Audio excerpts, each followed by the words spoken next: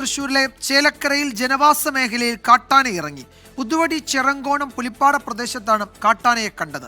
വനംവകുപ്പ് ഉദ്യോഗസ്ഥരുടെ നേതൃത്വത്തിൽ ആനയെ തുരത്താനുള്ള ശ്രമം തുടരുകയാണ്. ആദ്യം ദൃശ്യങ്ങളിലേക്ക്.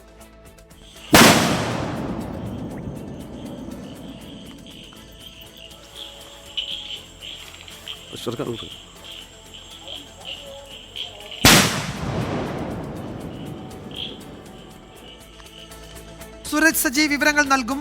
തൃശ്ശൂരിൽ നിന്ന് സൂരജ്, ഇത് സ്ഥിരമായി ഈ കാട്ടാനക്കൂട്ടം എത്തുന്ന മേഖലയാണോ, അതോ ഈ ആനകൾ പുതുതായി നഗര ഗ്രാമ വ്യത്യാസമില്ലാതെ പല സ്ഥലത്തേക്കും ഇറങ്ങുന്നുണ്ട്, അങ്ങനെ ഇറങ്ങി വന്നതാണോ?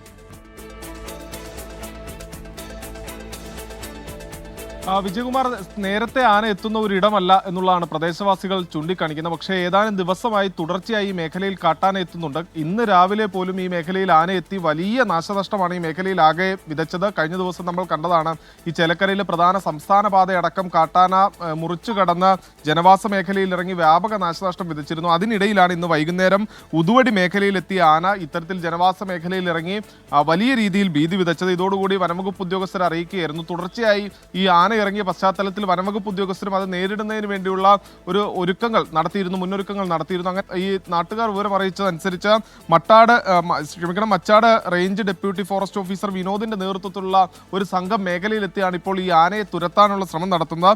ഈ ആനയെ കാട് കയറ്റി വിടുന്നതിനുള്ള ഒരു ശ്രമമാണ് ഇപ്പോൾ ഈ മേഖലയിൽ വനംവകുപ്പ് ഉദ്യോഗസ്ഥരടക്കം നടത്തിക്കൊണ്ടിരിക്കുന്നത്. പ്രത്യേകിച്ച് ഈ കുതിരാൻ തുരങ്കം വന്നതിന് ശേഷം ആനയുടെ സഞ്ചാരപാതയാകെ മാറി.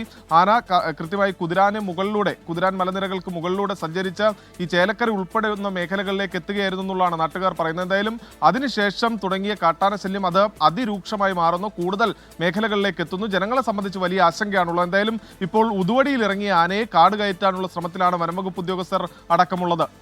വിജയകുമാർ, യെസ്, ആ ദൃശ്യങ്ങൾ കൂടിയാണ് പ്രേക്ഷകർ കാണുന്നത്. ഉതുവടി ചിറങ്കോണം പുലിപ്പാറ പ്രദേശത്താണ് കാട്ടാനയെ രാത്രിയിൽ കണ്ടത്.